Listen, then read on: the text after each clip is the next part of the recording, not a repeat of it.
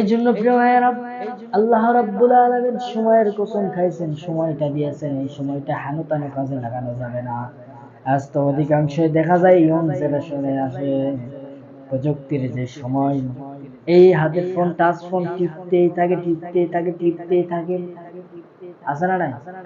Free fire ধরেছে তো ধরেছে, আর সারে না। পাবজি গেমস ধরেছে তো ধরেছে, আর সারে না। এরা তো এমন ভাবে ধরে নিয়েছে মোবাইলকে, তারা এইরকম সময় এটা মোবাইলের দিকেই ব্যয় করতেছে।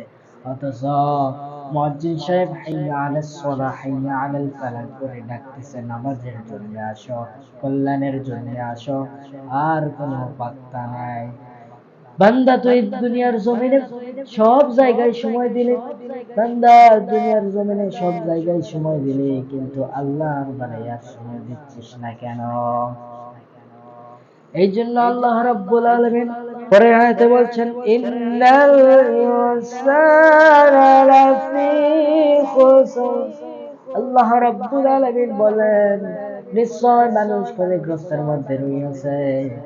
কেন ক্ষতিগ্রস্তের মধ্যে রয়েছে? এরকম প্রশ্ন আসতেছে কিনা? প্রিয় ভাইরা আমার, মোবাইলের মধ্যে দেখেন ইমান কিভাবে চলে যায় মোবাইলের মধ্যে।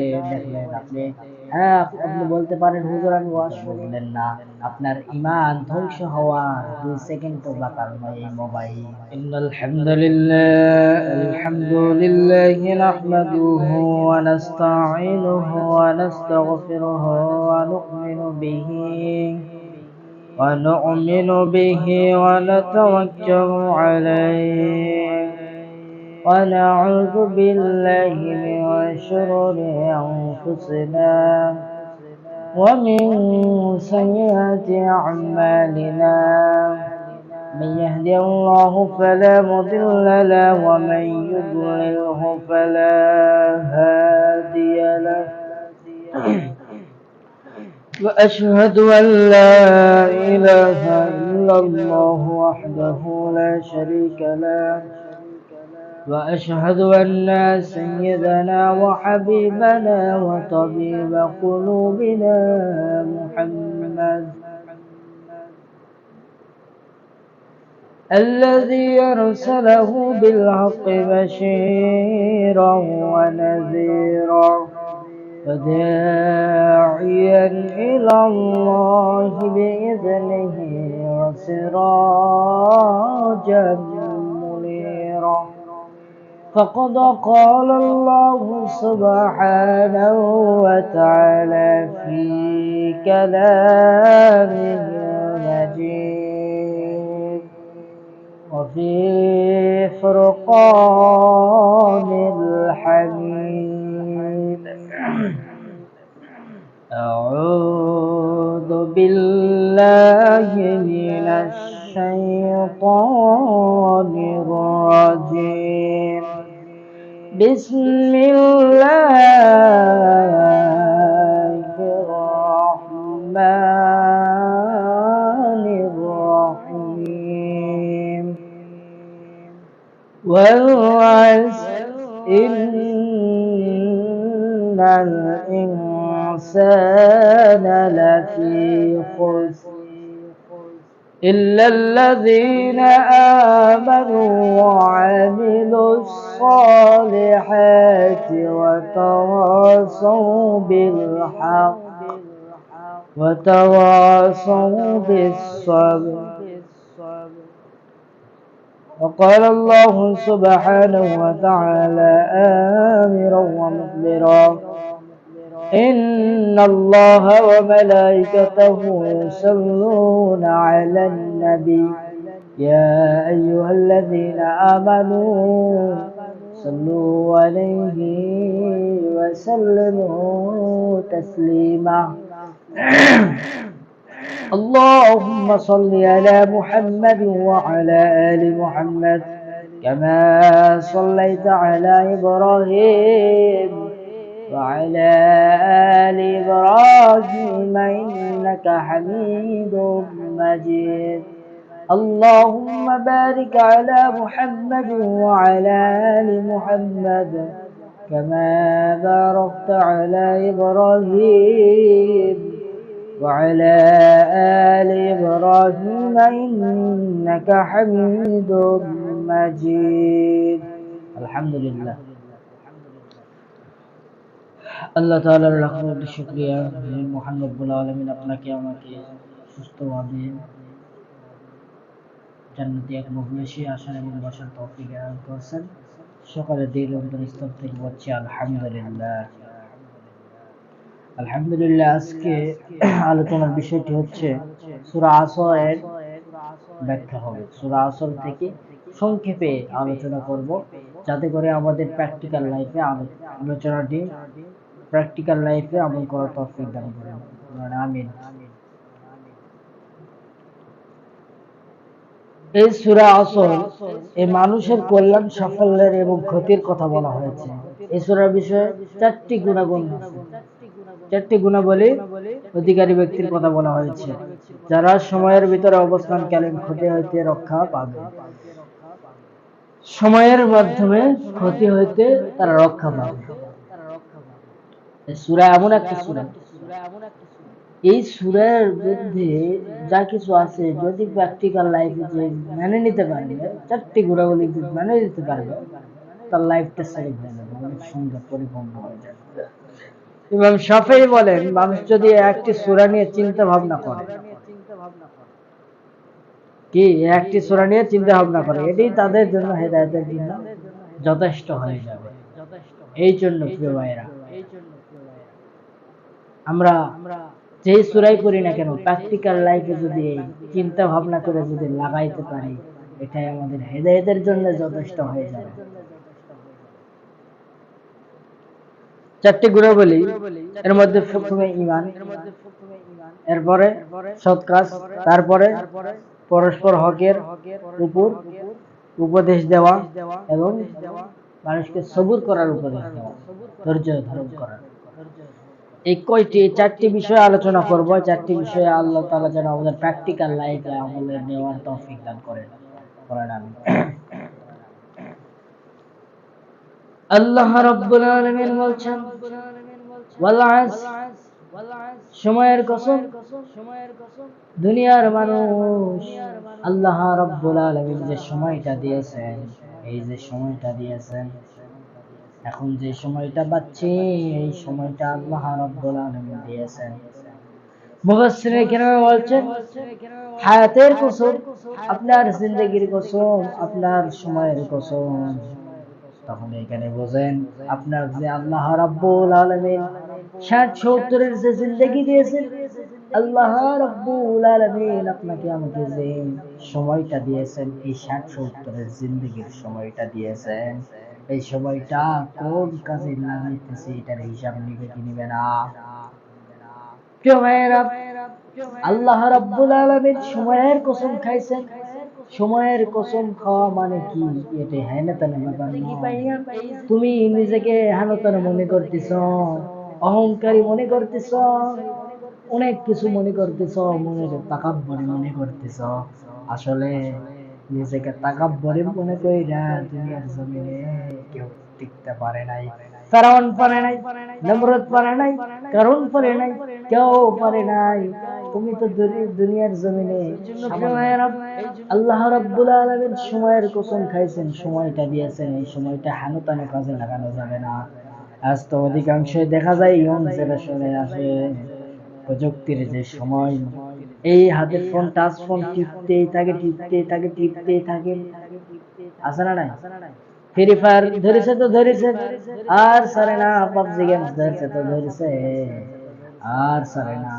এরা তো এমন ভাবে ধরে নিয়েছে মোবাইলকে, তারা এইরকম সময় এটা মোবাইলের দিকেই ব্যয় করতেছে।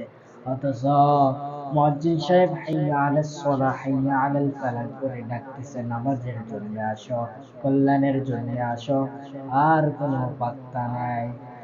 বান্দা তো এই দুনিয়ার জমিনে সব জায়গায় সময় দিলে, বান্দা দুনিয়ার জমিনে সব জায়গায় সময় দিলে, কিন্তু আল্লাহর বানাইয়ার সময় দিচ্ছিস না কেন?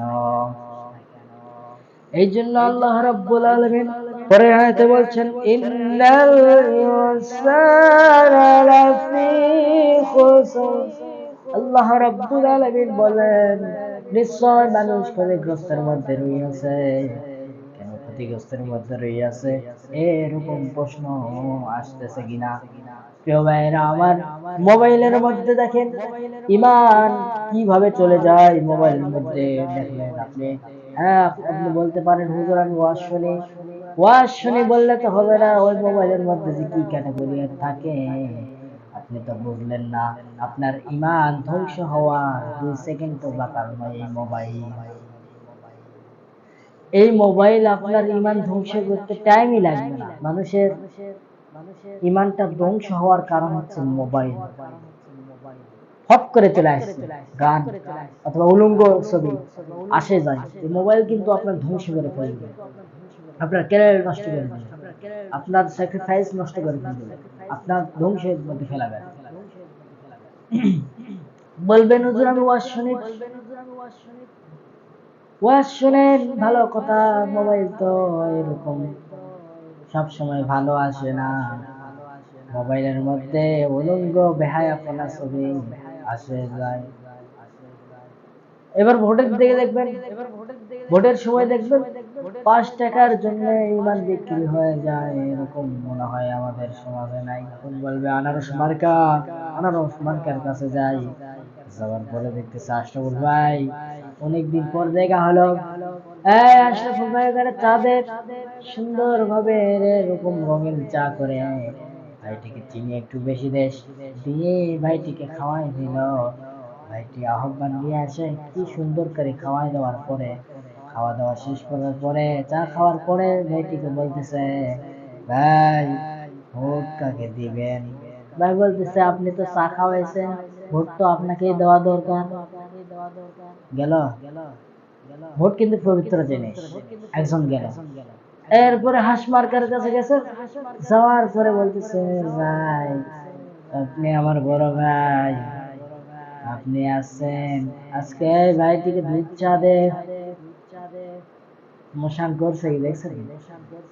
ভাইটিকে দুধ চা দিয়েছেন, চিনি একটু বেশি দিস, হালকা মিডিয়াম মিষ্টি হবে যাতে করে ভাইটি খেয়ে আরাম পেতে পারে। তখন ভাইটিকে খাওয়ানো শেষ, ভাইটিকে বলতেছে ভাই ভোটটি কারে দিবেন? ভাই বলতেছে ভোট তো আপনাকে দেওয়া দরকার, কারণ আপনি তো খাওয়াইছেন দুধ চা। দেখেছি ইমান জি শেষ হয়ে যাচ্ছে, ইমান জি নষ্ট হয়ে যাচ্ছে, এই বিষয়ে তার কোনো ধারণাই নাই।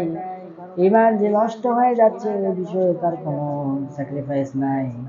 সে এরকম ইমান যে ধ্বংস হয়ে যাচ্ছে এটার উপর তার চিন্তা ভাবনা নাই। ইমান চলে গেল, এটা কোনো টেরই পেল না। এই জন্যই মানুষ ক্ষতিগ্রস্তের মধ্যে হয়ে আছে। এরকম আজ প্রযুক্তির যুগ, আজ নেটের যুগ। হ্যাঁ, আপনি অবৈধ টাকা ইনকাম করতেছেন, এটা কিন্তু ঠিক হচ্ছে না। আপনি এরকম হুজুরদের ওয়াজগুলো রেকর্ড করে এরকম ছাড়ে, এটা হিসাব আলাদা।